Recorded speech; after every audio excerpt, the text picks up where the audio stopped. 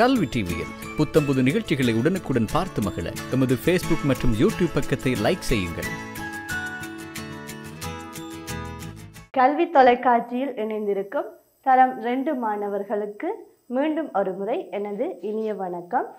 இன்றைக்கு நாங்கள் தரம் 2க்கான கத்தோலிக்க திருமறை பாடத்தில் தொடர்ச்சியான பயிற்சிகள் பார்ப்போம்.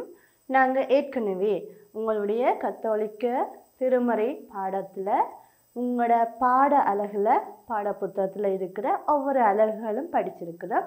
அந்த அலகுகளோட தொடர்புடைய பயிற்சிகளும் நிறைய செய்திருக்கிறோம். நாங்கள் அதை சூழலோடு ஒப்பிட்டும் எங்களுடைய வாழ்க்கை முறையோடு ஒப்பிட்டும் நிறைய விடயங்கள் படிச்சிருக்கிறோம். கத்தோலிக்க திருமறை ஒரு பாடமாக மட்டும் இல்லாமல் அது எங்களுடைய வாழ்க்கை முறையோடையும் தொடர்புபட்ட ஒன்றாக நாங்கள் படிச்சிருக்கிறோம். இன்றைக்கும் அதே மாதிரியான ஒவ்வொரு பயிற்சிகளை பார்ப்போம். நீங்களும் அதுக்குரிய விடைகளை சரியாக செய்கிறீங்களான்னு செய்து பார்ப்போம். இப்போ வாங்க முதலாவதாக என்ன பார்ப்போம். நாங்கள் நிறைய அலகுகள் படிச்சிருக்கிறோம். இப்போ ஒவ்வொரு அலகுகளையும் நாங்கள் நிறைய சொற்கள் வசனங்கள் பார்க்குறோம். அந்த ஒவ்வொரு பாடத்திலையும் இருந்து எடுக்கப்பட்ட சில சொற்களை வச்சு இந்த பயிற்சி நாங்கள் இப்போ செய்து பார்ப்போம். பாருங்க, இதில் கோடிட்ட இடத்தை நிரப்புவோம்னு இருக்கு. இதில் என்ன இருக்கு? சில வசனங்கள், சில சொற்கள் இருக்கிறது. வசனங்கள்லேருந்து எடுக்கப்பட்ட சில சொற்கள். இப்போ இந்த சொற்களில் பாருங்க முக்கியமான சொற்களாக இருக்கு. ஒவ்வொரு சொல்லிலையும் சில அர்த்தங்கள் இருக்கு. அதுக்குரிய முக்கியமான அர்த்தங்கள் இருக்கு. அப்போ நாங்கள் இந்த சொற்களை வச்சு தான் நீங்கள் இதில் இருக்கிற இடைவெளியை பூரணப்படுத்துவோம். சரியா? முதலாவது என்னவா இருக்கும் பாருங்க, இறை தந்தை. இரண்டாவது பாருங்க, படைப்புக்கள். மூன்றாவது உன்னத அன்பு, மகிழ்ச்சி, புதுமைகள், வல்லமை, செபம், நன்றி கூறுவோம், ஒற்றுமை, கீழ்ப்படிவோம். இப்போ நாங்கள் சரியா இங்கே இடைவெளியில் வர வேண்டிய எழுத்தை எழுதுவோம். முதலாவது என்ன? இறை தந்தை. என்ன எழுத போகிறோம்? இந்த இறை தந்தை என்றால் யாரு? கடவுள், எங்களை படைத்தவர், எங்களை வழி நடத்துபவர், எங்களை அன்பு செய்பவர். இப்படி நாங்கள் சொல்லலாம். சரியா? படைப்புக்கள் என்ன எழுத்து வரும்? இக்கண்ணா. படைப்புக்கள். படைப்புக்கள் என்றா என்ன? நிறைய படைப்புகள் இருக்கு. நாங்கள் எங்கள் சூழல்ல கண்ணால் பார்க்கிற எல்லாமே படைப்புக்கள் தான். நீங்கள், நாங்கள் கூட படைப்பு, இறைவனால் படைக்கப்பட்ட மனிதர்கள். தாவரங்கள், மரம், செடி, கொடிகள், பூக்கள், பழங்கள், புல் பூண்டுகள், மண், நீர், பறவைகள், விலங்குகள், ஊர்வன, இப்படி நிறைய. வேற என்ன? சூரியன், சந்திரன், நட்சத்திரங்கள், இப்படி நிறைய எல்லாமே படைப்புக்கள். நாங்கள் படைப்புக்களில் 7 நாள் படிச்சிருக்கிறோம். 6 நாள் படைப்புக்கள் என்னென்னு படித்திருக்கிறோம். அடுத்தது என்ன? உன்னத அன்பு. என்ன வரப்போகுது? என்னன்னா அன்பு. உன்னத அன்பு யாரிடமிருந்து வாரது? உன்னத அன்பா இருக்கும் இறை தந்தை. இறை தந்தை எங்களை அன்பு செலுத்துவது உன்னதமான அன்பு, புனிதமானது. அந்த அன்பு கள்ளங்கபடமற்றது. அன்பு அன்பு நிறைந்தது மட்டுமே, சுயநலம் இல்லாதது. படிச்சிருக்கிறோம். மகிழ்ச்சி. கீனா எழுத போகிறோம். மகிழ்ச்சி. எங்களுக்கு ஏதால மகிழ்ச்சி கிடைக்கும்? நாங்கள் இன்னொருவருக்கு உதவி செய்யும் போது, உதவியை பெறும் பொழுது, நாங்கள் நல்ல குணங்களோடு இருக்கும் பொழுது, மற்றவர்கள் எங்களை பாராட்டும் போது எங்களுக்கு மகிழ்ச்சி ஏற்படும். அன்பாக ஒற்றுமையாக இருந்தால் மகிழ்ச்சி வரும். புதுமைகள். இதில் என்ன எழுத போகிறோம்? மையண்ணா. பாருங்க, மையண்ணா. புதுமைகள். புதுமைகள் என்ன? இயேசு நிறைய புதுமைகள் செய்திருக்கிறாருன்னு படிச்சிருக்கிறோம். அதில் முதலாவது புதுமை முக்கியமானது. என்ன முதலாவது புதுமை? அது எங்களுக்கு உங்கள் பாட புத்தகத்தில் ஒரு அழகாகவே இருக்கு. கானாவூர் திருமண விருந்தில் தண்ணீரை ரசமாக, திராட்சை பழ ரசமாக மாற்றினார். அது இயேசு கிறிஸ்து செய்த முதல் புதுமை. இதே போல இன்னும் நிறைய புதுமைகள் செய்தார்னு படிச்சிருக்கிறோம். என்னென்ன புதுமைகள் இருக்கு? கடல் மீது நடந்தார், புயலை அடக்கினார், பேய் பிடித்தவரை குணப்படுத்தினார், கடும் காய்ச்சலில் நோய்வாய்ப்பட்டவரை குணமாக்கினார், தொழுநோயாளரை குணமாக்கினார், கண் தெரியாதவர் முடக்குவாதமுற்றவரை குணமாக்கினார். இது எல்லாமே புதுமைகளாக படிச்சிருக்கிறோம். அடுத்தது என்ன? வல்லமை. பாருங்க, வல்லமை. அப்போ வல்லமை நிறைந்தவர் யாரு? இறை தந்தை அல்லது கடவுள்.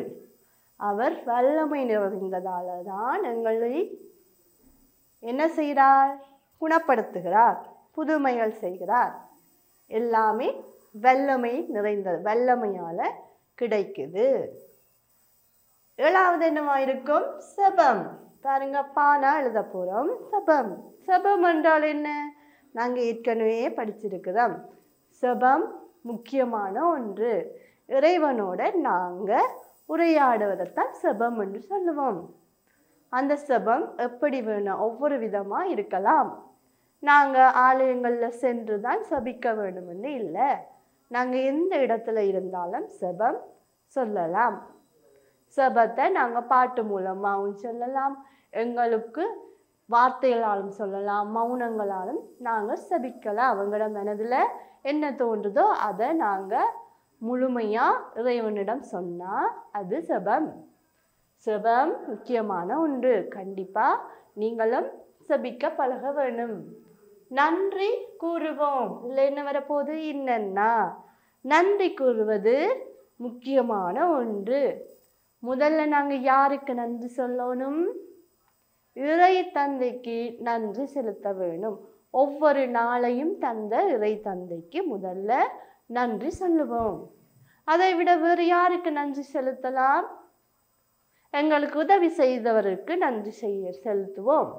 ஆசிரியர்கள், பெரியவர்கள், பெற்றோர் எல்லோருக்கும் நாங்கள் நன்றி சொல்லலாம். அவர்கள் எங்களை வளர்ப்பவர்கள், வழி நடத்துபவர்கள், எங்களுக்கு உதவி செய்பவர்கள், எங்களுக்காக அனைத்தையும் செய்து தருவார்கள். அதனால் நாங்கள் நன்றி கூறுவோம். ஒற்றுமை முக்கியமான ஒன்று. பாருங்க, அதில் நாங்கள் என்ன எழுத போகிறோம்? இட்ரூனா போடுவோம். ஒற்றுமை. ஒற்றுமை எல்லோரும் கடைபிடிக்க வேண்டிய ஒன்று. ஒற்றுமையாக இருந்தால் நாங்கள் மகிழ்ச்சியாக இருக்கலாம், ஆரோக்கியமாக இருக்கலாம், வேறு என்ன பாதுகாப்பாக இருக்கலாம். எந்த சண்டைகளும் வராது. ஒற்றுமையாக இருக்கிறது முக்கியமான அவசியமான ஒன்று, நல்ல பழக்கத்தில் ஒன்று. நீங்களும் சிறுவர்களாக இருந்தாலும் ஒற்றுமையாக இருக்க வேண்டும். உங்களுடைய நண்பர்களோடும் சரி, அயலவர்கள், பெரியவர்கள், உங்களுக்கு மூத்தோர் எல்லோரோடும் என்ன செய்ய வேணும்? ஒற்றுமையாக இருப்போம். கீழ்ப்படிவோம். இதுவும் முக்கியமான ஒரு நல்ல பண்பு. இல்லைன்னா இதில் போடுவோம். கீழ்ப்படிகிறது சிறுவர்களாக உங்களுக்கு மிகவும் அவசியம். பெரியவர்களாக இருக்கிற உங்களுக்கு மூத்தோர் அனைவருக்கும் நீங்கள் கீழ்ப்படிய வேணும். குறிப்பாக ஆசிரியர்கள், வயது முதிர்ந்தவர்கள், உங்களுடைய பெற்றோர், உங்களை விட மூத்தவர்கள், உங்களுடைய அண்ணா அக்கா போன்ற எல்லாருக்கும் கீழ்ப்படிந்து வாழ பழக வேணும். இப்போ இதில் கீழ்ப்படிவோம். இப்போ பாருங்கள், இந்த சொற்களில், அதாவது இந்த சொற்களில் ஒவ்வொரு அர்த்தங்கள், முக்கியமான நல்ல அர்த்தங்கள் உள்ளது. இறை தந்தை, படைப்புக்கள், உன்னத அன்பு, மகிழ்ச்சி, புதுமைகள், வல்லமை, செபம், நன்றி கூறுவோம், ஒற்றுமை, கீழ்ப்படிவோம். நாங்கள் இங்கே சரியாக எழுதிட்டோம். அடுத்த பார்ப்போம். இங்கே பொருத்தமானவற்றுடன் இணைப்போம், தொடர்பு படுத்த போகிறோம். இது உங்களோட பாட புத்தகத்திலையும் இருக்குது. இதில் பாருங்க படங்கள் மட்டும் இருக்குது. வலப்புறமும் இடப்புறமும் சில படங்கள் இருக்குது. சரியானதோடு நாங்கள் தொடர்பு படுத்துவோம். இப்போ இதுவும் உங்களுக்கு தெரியும். முதலாவதுக்கு எது சரியானதாக இருக்கும் பாருங்க. இது ஒரு ஷர்ட். இதை நாங்கள் எதில் கொழுவோம்? இங்கே இருக்குது ஹேங்கர். இது இந்த ஷர்ட்டுக்கு பொருத்தமானது இது. அடுத்தது ஒரு பென்சில். பென்சிலுக்கு பொருத்தமானது பென்சில் பாக்ஸ். அதோடு நாங்கள் தொடர்பு படுத்தி இருக்கிறோம். சப்பாத்து, சப்பாத்து வைக்கிற ட்ரக். அடுத்தது என்ன? புத்தகம். புத்தகம் எங்கே வைப்போம்? புத்தகம் வைக்கிற அலுமாரி. இப்போ இதை நாங்கள் சரியான படங்களோட இங்கே தொடர்பு படுத்தி இருக்கிறோம். இதுவும் உங்களோட பாடப்புத்தகத்தில் இருக்கிறபடியாக உங்களுக்கு ஏற்கனவே தெரிஞ்சிருக்கும். அடுத்தது பார்ப்போம். இடைவெளி நிரப்புவோம். இங்கே விடைகளும் இருக்கு பாருங்க. முதல்ல நாங்கள் விடைகளை வாசிப்போம். என்ன இருக்கு?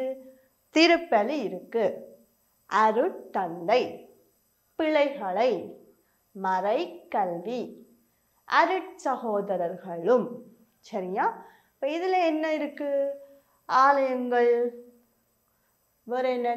மறைக்கல்வி சம்பந்தப்பட்ட விடயங்கள் இதில் இருக்கு. இப்போ நாங்கள் முதல்ல கேள்விகளை வாசித்து பார்ப்போம். தினமும் ஆலயங்களில் டேஷ் நடைபெறும். ரெண்டாவது என்ன இருக்கு? எமது மறை அறிவை வளர்க்க டேஷ் நடாத்தப்படுகிறது. மூன்றாவது, திருப்பலியினை டேஷ் ஒப்புக்கொடுப்பார். நான்காவது என்ன? அருட்சகோதரிகளும் டேஷ் எமக்கு மறை பாடம் கற்பிப்பர். ஐந்தாவது, திருப்பலியில் நாம் எமது டேஷ் திருத்திக் கொள்ள வேண்டும். சரியா? இப்போ இது உங்களுக்கு இப்போ கொஞ்சம் விளங்கியிருக்கு. இப்போ இதுக்கு பொருத்தமான விடைகளை நாங்கள் இந்த கேள்விகளுக்கு பொருத்தமான விடைகளை எழுதுவோம். சரியா? நாங்கள் இது உங்களோட பாடத்திட்டத்தில் வாசிச்சிருக்கிறோம் அழகில். இப்போ தினமும் ஆலயங்களில் என்ன நடைபெறும்? ஆலயங்களில் முக்கியமாக திருப்பலி நடைபெறும்னு படிச்சிருக்கிறோம். திருப்பலியில தான் எல்லாம் நடைபெறும். செபிப்போம், பாடல்கள் பாடுவோம், நன்றி கூடுவோம், மன்றாடுவோம், மன்னிப்பு கேட்போம். இப்படி திருப்பலியில எல்லாம் நாங்கள் செய்தோம். அதுங்க ஆலயங்களில் தினமும் நடைபெறும். அதில் முக்கியமானது கடன் திருநாள். எதை சொல்லுவோம்? ஞாயிற்று கிழமையில் நடைபெற திருப்பலி, ஞாயிறு திருப்பலி. ஞாயிறு திருப்பலியை நாங்கள் முக்கியமாக விசேடமாக அங்கே பங்கு பெற்றுவோம். ஆனால் ஒவ்வொரு நாளும் திருப்பலி நடைபெறும். ஒவ்வொரு நாளும் போகாவிட்டாலும் ஞாயிறு திருப்பலிக்கு நாங்கள் கட்டாயம் போக வேண்டும். சரியா? இப்போ இங்கே என்ன வரப்போகுது? திருப்பலி.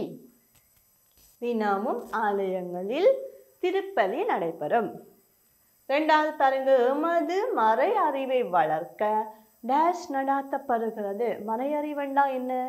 நாங்கள் மறைக்கல்வி, அதாவது மறை சார்ந்த, சமயம் சார்ந்த, விழுமியம், ஆன்மீகம் சார்ந்த, இறைவனை கடவுளை பற்றி அறிய நாங்கள் என்ன படிக்கிறோம்? மறைக்கல்வி படிக்கிறோம். அதைத்தான் மறை பாடம். மறை என்றால் ஆன்மீகம், சமயம் சார்ந்த விடயங்கள் ஆலயங்களில் படிக்கிறோம். ஞாயிறு திருப்பலியில தான் அது முடிந்தவுடன் நாங்கள் என்ன செய்கிறோம்? மறைக்கல்வி என்று மறை பாடத்தை படிக்கிறோம். இப்போ இங்கே என்ன வரப்போகுது? மறைக்கல்வி. மறை அறிவை வளர்க்க மறைக்கல்வியை படிக்கிறோம். மூன்றாவது, திருப்பலியினை டேஷ் ஒப்புக்கொடுப்பார். திருப்பலியை நடத்துறது, ஒப்புக்கொடுக்கிறது யாரு? எங்களுக்கு தெரியும், குருவானவர் அல்லது அருட்தந்தை. உங்களுடைய ஆலயத்திற்கென்று ஒரு குருவானவர் வருவார், அருட்தந்தை. அவர் திருப்பலியை நடாத்துவார். அதைத்தான் நாங்கள் அவரை அருட்தந்தை என்று சொல்லுவோம். நான்காவது, அருட்சகோதரிகளும் டேஷ் எமக்கு மறைபாடம் கற்பிப்பார். வேறு யாரு மறைபாடம் கற்பிப்பார்கள்? மறை ஆசிரியர். வேற இங்கே என்ன இருக்கு விட? அருட்சகோதரர்களும். நாங்கள் சிஸ்டர் பிரதர்ஸ் என்று சொல்வோம். அவர்கள் குருவாக வருவதற்கு, குருவானவர்களாக வாரதற்கு கல்வி கற்பவர்கள். அவர்கள் எங்களுக்கும் சிறுவர்கள் உங்களுக்கும் அனைத்துக்கு பிள்ளைகளுக்கும் மறைபாடம் கற்பிப்பார்கள். இங்க என்ன விட இருக்கு? அருட்சகோதரர்கள். இவர்கள் எல்லோரையும் நாங்க பொதுவாக மறையாசிரியர்கள் என்றும் சொல்லலாம். சரியா? அருட்சகோதரிகளும் நமக்கு மறைபாடம் கற்பிப்பர். அடுத்தது பாருங்க, திருப்பலியில் நாம் எமது டேஷ் திருத்திக் கொள்ள வேண்டும். திருப்பலியில நாங்க எதை மாற்ற வேணும்? எதை திருத்த வேணும்? எங்களுடைய பிழைகளை. அதற்காகத்தான் நாங்கள் சிறப்பா அவசியமாக திருப்பலிக்கு போறோம். நாங்கள் செய்த பிழைகள் பாவங்கள் அதை நாங்கள் மனம் வருந்தி மன்னிப்பு கேட்டு இறைவனிடம் சபிக்க திருப்பலிக்கு போக வேணும். முக்கியமாக பிழைகளை திருத்திக் கொள்ள திருப்பலியில் பங்கு பெற்ற வேணும். எங்களுடைய பிழைகளை திருத்தி கொண்டால் மன்னிப்பு கிடைக்கும். அதன் மூலம் எங்களுடைய மனதுக்கு மகிழ்ச்சியும் இருக்கும். இப்போ நாங்கள் இங்கே திருப்பலியில் நமது பிழைகளை திருத்தி கொள்ள வேண்டும். நாங்கள் பாருங்க, சரியா விடைகளை எழுதியிருக்கிறோம். தினமும் ஆலயங்களில் என்ன நடைபெறும்? திருப்பலி நடைபெறும். எமது மறை அறிவை வளர்க்க மறைக்கல்வி நடாத்தப்படுகிறது. சரியா? திருப்பலியினை அருட்தந்தை ஒப்பு கொடுப்பார்.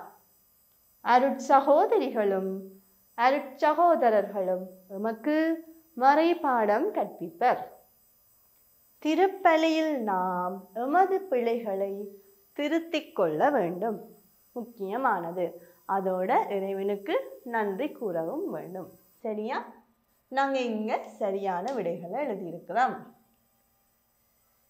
அடுத்து பாருங்க, இன்னும் ஒரு தொடர்பு படுத்துறது. இங்க இரண்டு பக்கமும் சில சொற்கள் இருக்கு. பொருத்தமானவற்றோட நாங்க தொடர்பு படுத்துவோம். இப்போ என்னென்ன சொற்கள் இருக்குன்னு பார்ப்போம். இந்த பக்கம் என்ன இருக்கு? இயேசு சிலுவை, பாவத்தில் இருந்து, நோயாளர்களை, யூதர்கள் இயேசுவை, இயேசு மரணத்தை. சரியா? மற்ற பக்கம் என்ன இருக்கு?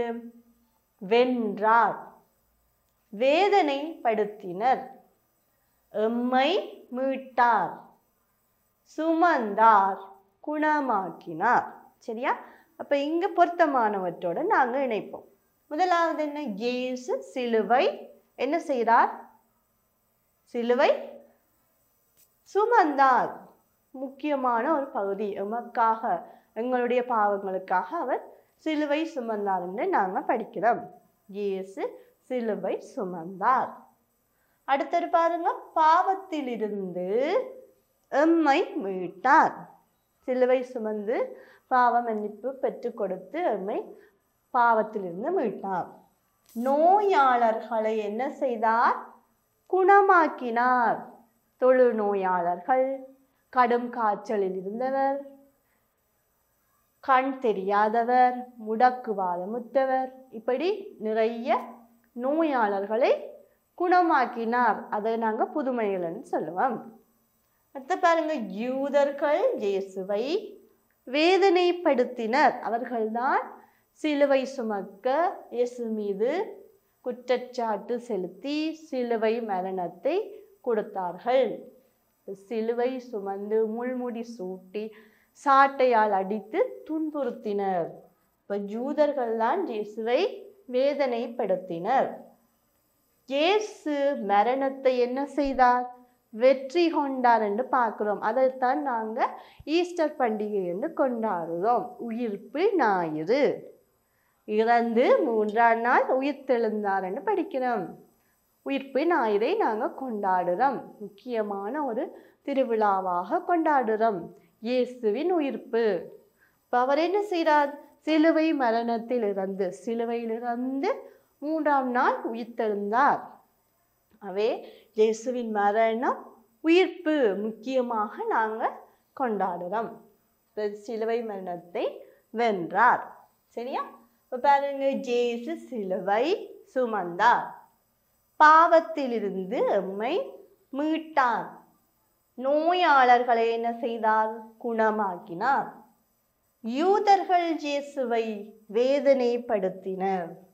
இயேசு மரணத்தை வென்றார். முக்கியமான விடயத்தை இங்கே பார்த்துருக்குறோம். முக்கியமான சொற்றொடர்களை நாங்கள் சரியாக இணைச்சிருக்கிறோம்.